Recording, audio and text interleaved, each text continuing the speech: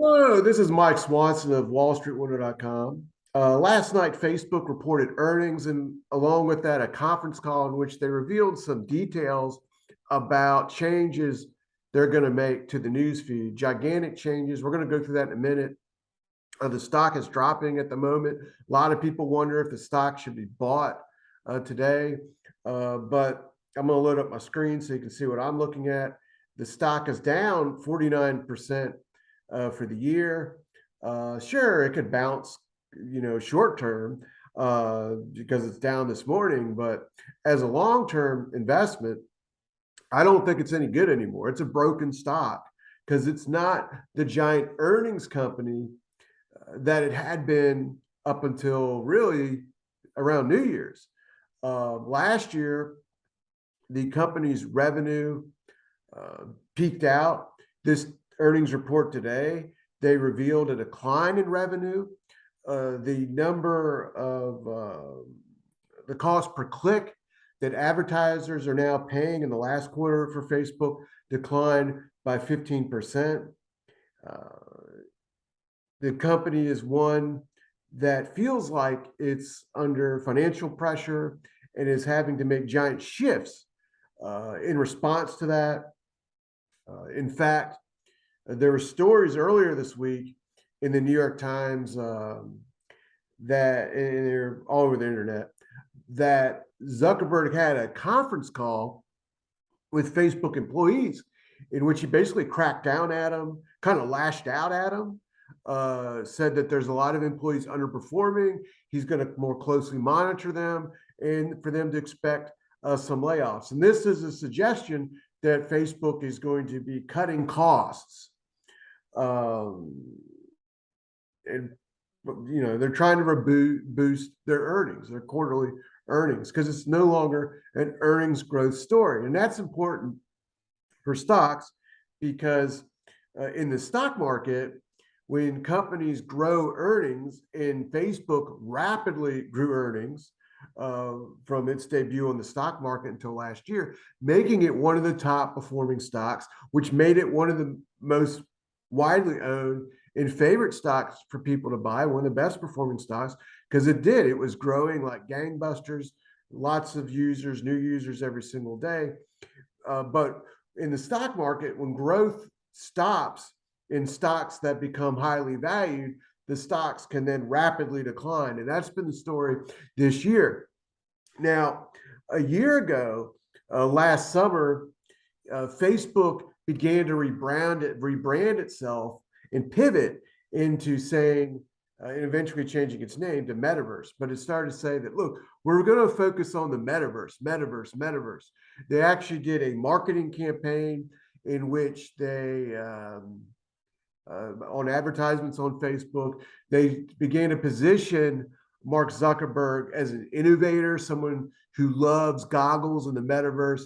And they started to make people think, or they put out this narrative that eventually everyone's going to be using the Metaverse. Everyone's going to be, wanting to wear these goggles. That photo was something they leaked out. A lot of people thought it was sinister looking. Who wants to live in this weird world where everyone is wearing goggles and blanking themselves out to the real world around them? And and Zuckerberg is walking around controlling all these people. On one hand, there was some backlash for people said this is creepy, but part of it was the idea that Zuckerberg and Facebook, now the company calling it the Metaverse, will have that type of control over people's time and lives through the goggles and through Metaverse, that it's going to make them, very even more powerful than they already were, in the future. And that was the narrative. Metaverse is the future, and they changed the name to it. And in January, the company reported the first signs of a drop in the time and a number of monthly regular users on Facebook.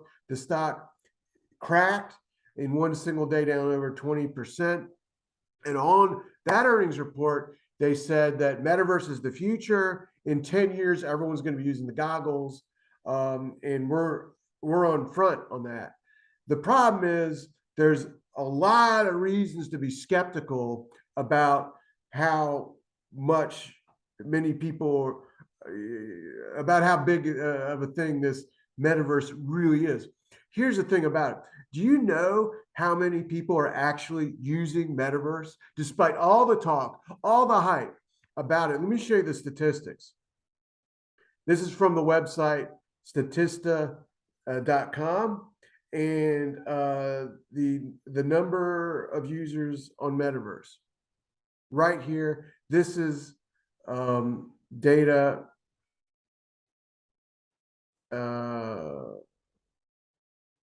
So there's almost 3 billion people using Facebook. 250 million are into gaming and esports. 220 million like crypto, they trade crypto. 412,000 people like NFTs. Do you know anyone who's really into NFTs? I don't, but there's 412,000 people around the world. That's not a huge number of people, 412,000 people.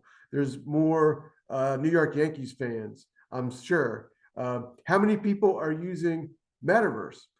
50,000. That's an insignificant number of people, only 50,000 people. And we're supposed to think that that is going to turn Facebook, through Metaverse into this thing that everyone's using. No, it's not. I think what was going on in January was that Facebook said we're shifting to Metaverse in order to make the stock market people trading and investing the stock think, oh, this is forget about the poor earnings report, forget about the drop in user engagement. Metaverse is the future. So I'm going to buy the stock, not because it's a growth company now, but because it will be because of Metaverse in the future. It's sort of a very speculative proposition. It's not much different than a lot of the hype you hear about crypto. One day, everyone's going to use Bitcoin. So buy Bitcoin now. They're not all using it now, but one day they will. One day, everyone's going to use the metaverse. They're not now. The thing is, when fundamental investors invest in earnings growth companies, they do so because they see earnings growing now, and they can project because they're growing now, they're going to grow in the future. He was propositioning something different. The earnings aren't growing now, but they will in a couple of years. Well, not for one thing, a lot of hedge funds, Wall Street traders, they're not going to wait a couple of years. Second thing, that's extremely speculative and risky, and only 50,000 people are using it now. I run a business. I've been involved in other businesses. I will never hold meetings in which I tell people to wear metaverse goggles and we're all going to meet in virtual reality. That's insanity. And I think a lot of other people, business people, have that view. And I don't think people that work for companies want to do it either. I rather just talk on the phone. Zoom is close enough to metaverse that I want to get, but I just prefer talking on the phone. But regardless, just real questionable proposition. It has not taken off. And now essentially what's happened this week is the earnings report's gotten worse, and Facebook has announced another shift. So forget about metaverse now. We're now going to shift the whole entire news feed. And every single morning, I put out a completely free news digest full of the top financial headlines and world headlines you need to know about. Today's new digest was dominated by several articles about Facebook, deeper dive than I can give you in a video.